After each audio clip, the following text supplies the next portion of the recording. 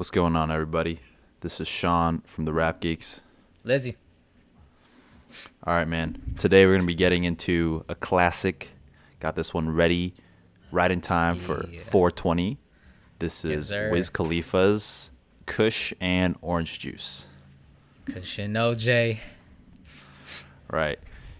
Did you know that a couple days ago this album went on trending on Twitter in California right in time of its 10th year anniversary? Yeah, I saw that on Twitter. And it's so crazy. I always thought it was wild how a dude from Pittsburgh can really grab the attention of the Cali, hip hop scene for the most part, and make it feel like the music came from Cali. I think the first time I was hearing the music, I thought this dude was from LA, to be honest. For sure, man. And not only that, but as someone who grew up in LA when Wiz Khalifa was really at his height, the amount of people that were wearing Pittsburgh Steelers hats or wearing Pittsburgh Pittsburgh Pirates, just all this Pittsburgh stuff, this black and yellow, especially when that song came out, was just huge all across LA. And as you know, they even made a remix where they called it purple and yellow, when they got Snoop Dogg on it, and they got like all these old school LA rappers like The Game on it. So yeah, I mean, this is definitely an album review that we're doing, or a mixtape review, that's going to be really heavy on the nostalgia, just because you and I were in high school at the time when this came out. And for me, if I was to conceptualize this whole mixtape into one, it's like the experience that everyone that became a stoner in high school had to go through in order to truly call themselves a stoner in high school. Yeah, for sure. I think I didn't even smoke at the time. Same here, man. But there was just something about the album that it was honestly a gateway to smoking weed. Right. I was also not someone that was smoking cannabis at the time. It wasn't legal. I didn't want to mess around. You and I both have Asian moms. That wasn't really something that we wanted to fuck around with. Right. But the album itself, I just remember I have memories of being a freshman in high school and just all the stoners, man. Like, this was their theme song. And people would have like parties at their house where they would wake up, pour some orange juice, get some sour diesel or OG Kush, whatever was big back then, and just light it up for hours. Yeah, do you think weed was the thing that made this album or Wiz Khalifa do so successfully in Cali, or have that kind of impact on the other side of America? So I don't think that the lyrical content of and the persona of Wiz Khalifa being a stoner necessarily led to his success, but I do think that it generated him a very loyal fan base. Just starting off, he already knew his target market as he was making this. And what makes this record so different is because I was listening to Wiz Khalifa before this mixtape came out, especially with he had some tracks like Say Yeah and This Plane, but this mixtape in particular is sort of the defining moment of Wiz Khalifa, where he went from a mixtape rapper to putting out his Doggy Style, to putting out his Chronic, his own version of, what would be quote unquote a West Coast banger. And so even though he's not from the West Coast, which is probably one of the most significant parts of this, is that he found something that really stuck with him.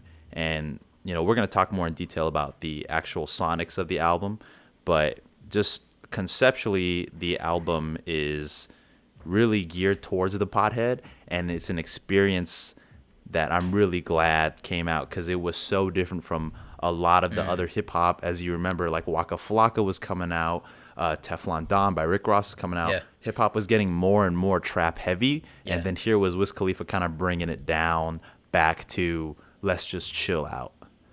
And you know what? You mentioned Ross, and that reminds me, actually, to me, this is my opinion, the way the album felt is how I think the whole Maybach music vibe would have eventually sounded. There's something luxurious about the feel, and I do think because of the sample and instrumentation within those samples, there's a luxurious yacht in addition to the dreamy vibes that came with the album. Right, and the mixtape starts off with Waken Baken, which what's really surprising is half the album is in-house producers from Tailor Gang, and the other half are samples. And the song Waken Baken comes out, and it just feels like you're in a haze of smoke. Like it's hazy, it's slow, you're in a dreamlike state. And it prepares the listener for the experience that they're about to indulge in. You know right from the get-go, this is a stoner album. Yeah, that's a good way to put it. You're walking through a cloud of smoke. Just imagine a whole house, and you're just walking through it, and it's smoky. That's exactly what I don't even know what sound that is in the background, man. It's some whistly, synthy, dreamy, kind of noise. But that's a good way to put it. And it leads perfectly well into what is the most commercially successful single of the album. The one that, when I think about this album, I think about this song in particular because people, still play this every so often. That's Mezmorized, which is the lead single. And as soon as I hear that like classic rolling drum kit, boom, bop, boom, bop, boom, bop, bop, produced by K.R.I.T, it really does take me back. It really does put me in a sense of nostalgia. Do you feel the same? Yeah, I mean, name a better duo of the time. I guess some would say, I don't know. I don't even know. Yeah, name a better duo. At the time, nobody. Right. And lyrically, Mezmorized is it's just simple stuff. It's about not having any worries. It's about smoking MJ. It's about partying. It's about women. It's really your quintessential stoner track. And this is where I begin to realize that Wiz is not a great lyricist by any means. He's no Chuck D. But what he does really well is he really sets a vibe that slides really nicely with each of these instrumentals. Yeah. To go off of that point, there was something well done about the song and sample choice, the production and the sample choice for this album. I haven't heard a more cohesive album in this era, besides probably like maybe So Far Gone, that just all felt like one ride that you wanted to kind of stay for the whole thing. And there's only one exception to that statement, and we're gonna get into that next song. We're Done. Right. I can honestly say it definitely was a stretch, and I think he knew that. I think he knew that by putting that on the album. It didn't fit, but I still listen to that song. There was something about that song similar in the way that what was that one Drake track off of So Far Gone? It was I Got to Be Unstoppable. Like music like that was not traditionally rapped on. And at that time, I do think people were getting you couldn't diverge outside of the normal rap sound. But it was people like Wiz and people like Drake that were rapping on like, what type of music is this? But still giving it their own flavor. Yeah, just to give some background and some context into this song in particular, We're Done, you might know that this sample comes from, the vocal is Demi Lovato, and it comes from the Camp Rock soundtrack from a song called Our Time Is Here. Camp Rock was a Disney film that featured the Jonas Brothers and Demi Lovato. And I really think, and by the way, this song is not on Spotify version because of copyright issues.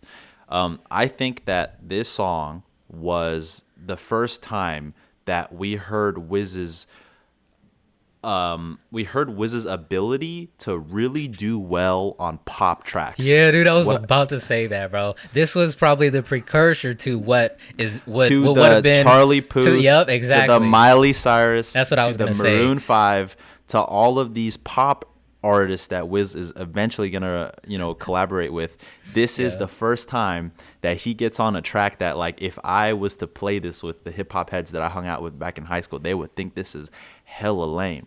But because Wiz Khalifa is able to bring in that energy and bring in like kind of a nice stonery hip hop vibe to it, it works out. Yeah.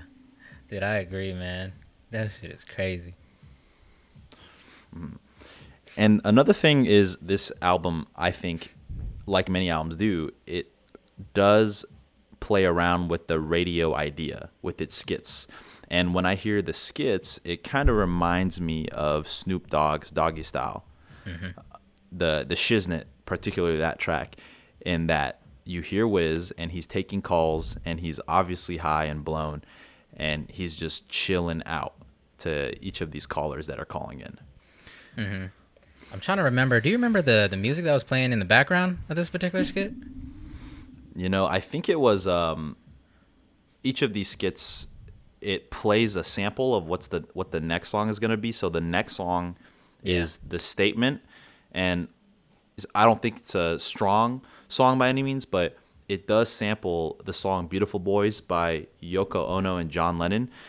And once again, like, I don't know if Wiz is picking these samples, or I don't know if his production team, or if Taylor Gang, or if Rostrum Records, whoever it is, they're deep, man. They're really deep. Yeah, one thing that stood out to me for this particular track was those drums. The bounce on that was just mean. And Wiz on Kush and OJ, there's he has so many hits on both electronic, mainly 808s, and then these acoustic drums, and it gives it a little bit of a, I don't know. I don't want to call it like a rock, because that's where we tend to hear more acoustic type drum kits, but there's something funky about it too. And especially in that bounce, there was something funky about it, and so that's what really stood out to me for this particular track. And so as the mixtape goes to the next song, Spotlight, featuring, I don't want to butcher the name, I think it's Killa Kyleon. Once again, song's not by any means, it's not one of the highlights for me, but what it does highlight is that Wiz is a master at creating extensively catchy hooks, almost to the point where I think that that's where he shines as an artist. Is not that he's a great rapper, is not that he's a great songwriter, but that dude can write hooks like a motherfucker. Right. This song actually was probably one of my favorite songs out of the whole album. Nice. It was the second song where I felt like maybe it didn't fit as well into the mix. It definitely, if we were to take off two songs, it would definitely be Spotlight and We're Done for me. Just I think it does add to the old school. It seems to have a recurring 70s vibe throughout the album, and even in the skits he has that, that like 70s cool guy, hey brother type of accent to it. But it does add into that theme that he chooses to keep throughout the whole mixtape. Yeah, I mean, talking about 70s vibes, that's really interesting because from what I understand, the album, I wouldn't say 70s as much as 80s. The album as a cover is an exact ripoff of David Ruffin's Gentleman Ruffin album that came out in 1980, a soul and R&B album. And all he did was replace His face. David Ruffin's head Yeah. with Wiz's own face, and especially going back to the topic of like sampling 80s, is the next song in particular. One that's kind of a standout for me is the track called "The Kid Frankie." I love the original on this. It's sampling Loose Ends, which is a UK 80s kind of like R&B dance band, and it's their song "Hanging on a String." And man, I think that when Snoop Dogg probably heard this for the first time, he was thinking, this dude is bringing back G-Funk, because this song is so funky. Yeah, I can imagine Snoop the first time he was listening to it too, just fucking grooving. Right. But yeah, no, you're right. It was the album itself as a whole has a 70s 80s kind of vibe, and it's in between, especially with that album, because that one came out in 1980. So you can imagine they were making those songs in the late 70s, and going back to the point of this is a luxurious kind of sound.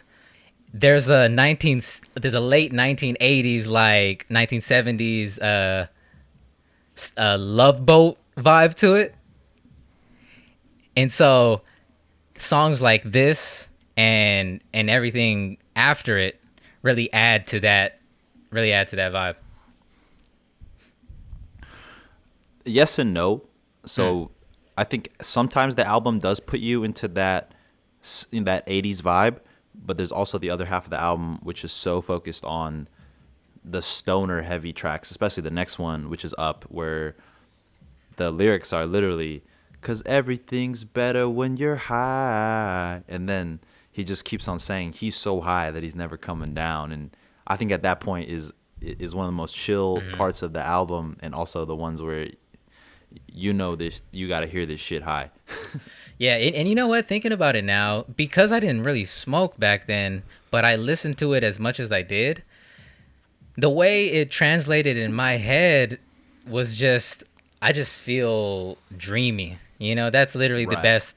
That's the best feeling. So it's interesting that it did appeal to people whether or not you did smoke. You know what really brings out the dreamy vibe of this track is the harps in the background and the vocal sample of the girl just singing ooh, and I think that's what causes you to kind of get into this dreamy Yeah, vibe. But on top of that, it's the samples he's using. Like on the next track, Never Been. This is amazing. He samples the video game Chrono Trigger on the song Never Been, and yeah, the samples that are selected are really beautiful. Like they're very uplifting compared to the standard hip hop record that was being put out there at that time. yeah. It's interesting, man.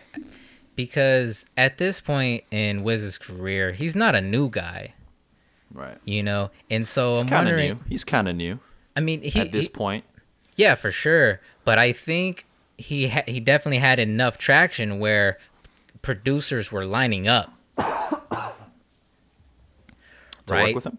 Yeah, producers were lining up to work with him. I think one downside to being a new artist is your access to beats, right? And so with this one, dude, he had a beautiful choice. He had a beautiful selection, And I mean, in addition to that, not only is there a selection, I mean, so not only is the group that of beats that he's getting from all these producers, he has to pick which ones are going to go on this album, and I'm sure he's got a lot more fire beats to choose from, but the ones that he chose and how he compiled it together, like I just think that's some A&R, that's some good A&Ring from his team or Yeah, himself.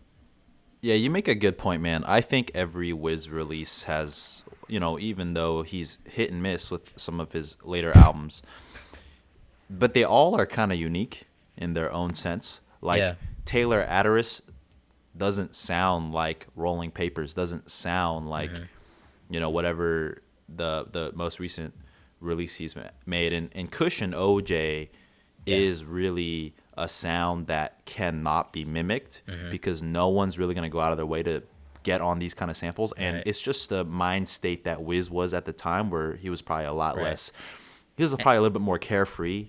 So Yeah. that carefreeness, especially this and Mac and Devlin Go to High School, his future album collaboration with Snoop Dogg, are his two most just like chill, carefree, non-trappy, no Lex Luger type of production going on. And not even Wiz can redo this sound, because I think him and Currency dropped a mixtape called 2009, or a song Right. called 2009, and sure, it sounded like it, but it didn't feel like what this felt like. But if you think about the albums that came before it, though, did it make you feel these strong stoner vibes? Nope, Yeah, right. not at all. So and there each of the albums seem to have a personality. I mean, after Kush and OJ, it seemed that he doubled down on the pothead thing. Um, but up until Kush and OJ, I could definitely say each of the mixtapes had their a personality of their own. He did he did use samples that were really lighthearted. I think one song that comes to mind is "Ink My Whole Body." I don't know if you remember that track. I do. It's pretty Yeah. early, but it is interesting how he started his career choosing samples that were a little bit more, I want to say poppy, I want to say warm, and then as he got down towards, as he progressed with his career, the sound became a little bit more dark. The sound became more trappy, especially Yeah. and with the auto tune involved as well on Weed and Boys. He did change the sound, but I want to say that now modern Wiz does, at the same time, if you take off the auto tune, he's rapping the same way as he did 10 years ago, right now.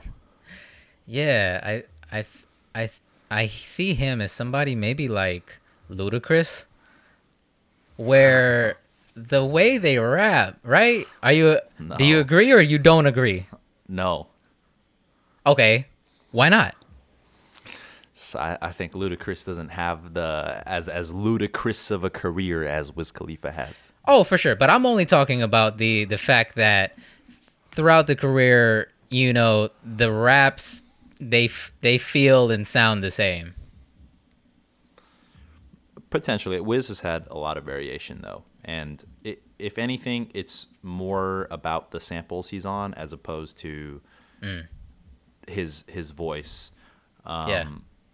Yeah, A big part of it is his personality too, man. And it shows, it translates very well through audio. I again, we don't listen to Wiz for lyrics. Um However, sort of you kind of do. This album was super motivating for me when it came out. It made me feel, especially songs like Spotlight, like I just wanted to it it did give me like, man, I want to grind. You know what I mean? I just want to grind and be happy and have fun. And that's what this album really, I think, was generally the message of the album. right, right. This is, I think, at this part of the album, we're in the middle of the mixtape. This is probably where I think is the strongest part of the mixtape, and specifically because this next song is probably my favorite, my personal favorite off the mixtape, and it's in the cut. And a couple of reasons why it's one of my favorites. One is the sample is, I believe it's the way you pronounce it is Fro 4. Fro 4's "Let Go" from the Garden State movie. It was this song. The original was released in 2002, but the Garden State movie really picked that song up in 2004. And the fact that Wiz Khalifa is willing to take that sample and roll with it, knowing that the song is very beautiful, but give it a whole new spin. I mean, Cardo specifically was willing to give this a whole new spin, and that hook in the cut, rolling doobies up. It's always stuck in my head. Yeah, that was actually the first song I heard from the album. I heard my older brother listening to it, and I haven't heard anything like that up until that point. There was something super different about that song. Yeah, yeah. But what you have heard is the track that follows that, and this is a pretty deep cut. This is the song "Visions." Let's talk about the timeline of this sample, because this is like this sample is known. Wait, So the is that original, the one with the lady singing? right? Okay. I mean, I don't want to attempt it, but Yeah, for sure. so the original sample comes from a really legendary French jazz funk band. They're called, I believe they're called Hortex. No, Cortex. They're called Cortex, and the song, I can't speak French. It's in English. If I was to say it in English, it's like Huey Octobre, 1971. So this song, this sample particularly, got revived around 2004 when Madlib did the beat for MF Doom in the song "One Beer." 5 years later, Tyler the Creator on the Bastard mixtape, his debut, uses this same sample on for the song Odd Toddlers. And a year later, Wiz Khalifa is probably the one that has, I want to say he's given the most light to the sample. Mm-hmm. He uses it on Visions. Now, very beautiful vocal sample, very uplifting. But once again, I know we say this 100 times, his rapping truly complements the sample choices and the style of production that's being done here. I agree that, dude, again, I don't know what it was. There's something unique about the sample choices, and the access to these beats that he had. Maybe the relationships that he built, in addition to the amount of hits that he's been dropping. This shows that, not that he's not a good rapper, but it's like a big part of being a rapper is showing your personality through your songs, giving that to the people, and building relationships within the industry. You know what I mean? Right. That's one thing that this album shows, dude. This was before he was still on Rostrum Records on this one. So, for the most part, we don't know him yet. The most people didn't know Wiz until Black and Yellow. Can we agree on that? 100%. Right. And so up until this point, it just showed how much of a personality this guy was, in addition to the songwriting skill that he had. And it does show you don't just need to have heavy bars or anything, but we all work together and collaborate. Just be a cool person. And that's all Wiz was, just a fucking cool guy.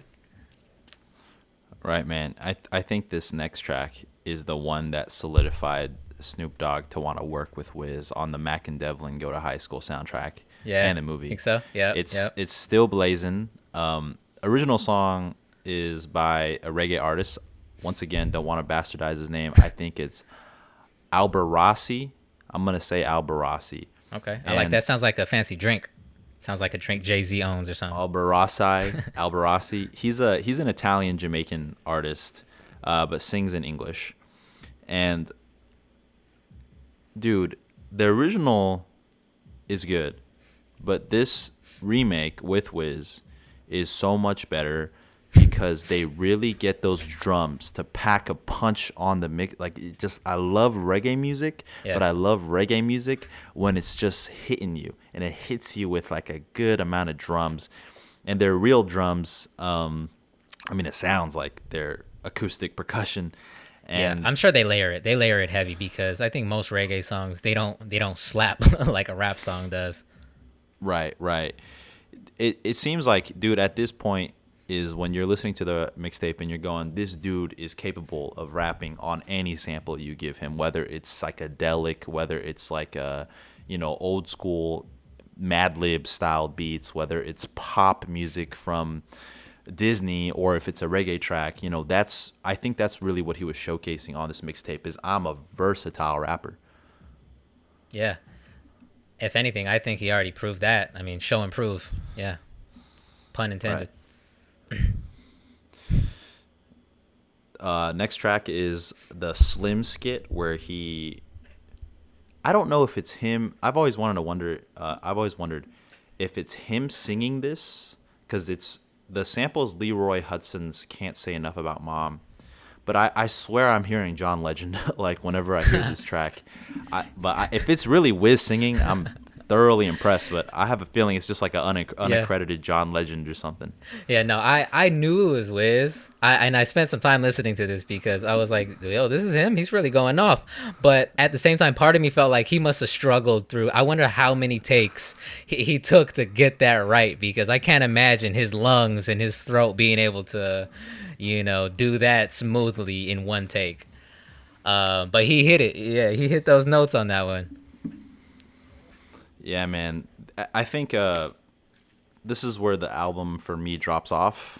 I don't really care for the rest of it, aside from Glass House, which is the collaboration between Big Crit, Currency, and Wiz Khalifa. And this song was actually featured on Big K.R.I.T's, I believe it's K.R.I.T Was Here mixtape. But I don't have anything to say other than that the outro used the same intro from Waken Baken. I think the remainder 5 tracks from this didn't really do it justice. The way I kind of feel about this mixtape is that it rides really well, and then you reach the euphoria of it, and then it just kind of drops off. And this the way he ends this mixtape is not for me personally. Man, I can't agree with that one, man. I can't agree. I think I understand where you're coming from. I think I know your taste enough to really to believe what you're saying. I really cannot agree. And I know you highlighted Glass House. Not my favorite. I do like K.R.I.T. And I do This like is prime K.R.I.T though. Oh yeah, for sure. And again, the orchestral sample on that particular song just continues with this smooth ladies man vibe that I think was another theme in addition to the weed smoke and having fun to the album. There was something pimp-ish, pimp adjacent to a lot of the lyrical content and even the feels of the album, and maybe even with the cover, the album art choice as well. There's something about a smooth ladies man kind of figure that maybe he was trying to maybe portray, kind of like Snoop when he kind of went into his pimp mode when he went to a No Limit, or even no, even before that, right? But yeah, to me, the album from the beginning to the end did fluctuate, but I can't say that it fell off at the end for sure. Okay. And in what ways do you think? You think that he consistently rode this wave to the very end? Like, you really think that last song, Supply, featuring Nesby Phips, is just like it was unnecessary? It's just another chill song. It's another I filler. can say that maybe some songs could have been moved around. How many tracks are on here total? Probably that's between 18 and 20, I'd say, but they're all pretty short. The longest one's like 5 minutes. The average is like a minute or two. I could personally go with a couple less songs on here, and maybe a little bit moving around. But okay, now that you say that, sure, I agree a little bit on that. But I don't even. Yeah, you're right. I honestly don't even remember how Supply sounds, but he could have ended with just the outro, and that would have been a good one. That would have been a solid. Could have ended with ending. Slim Skit for me, man. Yeah. Oh yeah, that one too. But I do love the outro beat. It goes back to the Waken Baken beat, and yeah, that beat was fire too.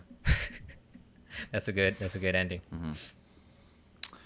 Yeah, I mean, that's really all, my opinion about the entire journey of the album. But I will say that I do think there's a sense of nostalgia on why people like this. Like, I remember there was a time when Drake even made a post about it on his Instagram like a couple years ago, that this was the album that he listens to whenever he's on like an airplane. That's what I remember. If you didn't grow up at this time of hip hop, it might not make so much sense for you to see the genius behind the album. But you got to remember, this is 2010, and like, hip hop was coming off of the bling bling era, so to speak. Well, I would call it the Young Money era. I say 09, 2010, Young Money owned the sound waves. Right. And Wiz was this guy who kind of, I want to say, he frontlined a movement towards just being more creative with the types of samples they're using, and being a little bit more experimental and alternative in that sense. Well, Kush and Orange Juice, it's a classic. It's a stoner classic. It's almost like watching Cheech and Chong as far as hip-hop records go. Not sure if there's anyone that can really compare to this as far as that genre of stoner hip-hop comes in. But yeah, you guys, YouTube, tell us what you think about the record. Was this something that you grew up on, or is this something that you kind of came after? Maybe you're a little bit younger. You weren't in high school or college during the 2010s. You're like a new hip hop head. Basically just tell us your own opinion on this rap record. It is still one of the top downloaded mixtapes on DatPiff today. Yeah. I think it's top 10 from what I'm gonna assume. Yeah. So Get the DatPiff version. Don't go on Spotify for it. Go to DatPiff. You're missing out on some dope tracks if you hit the Spotify one. right. Well, that's all for me, man. This is Sean from Rap Geeks. I'm signing out. Lizzie, Rap Geeks, tune in. Whew. Man.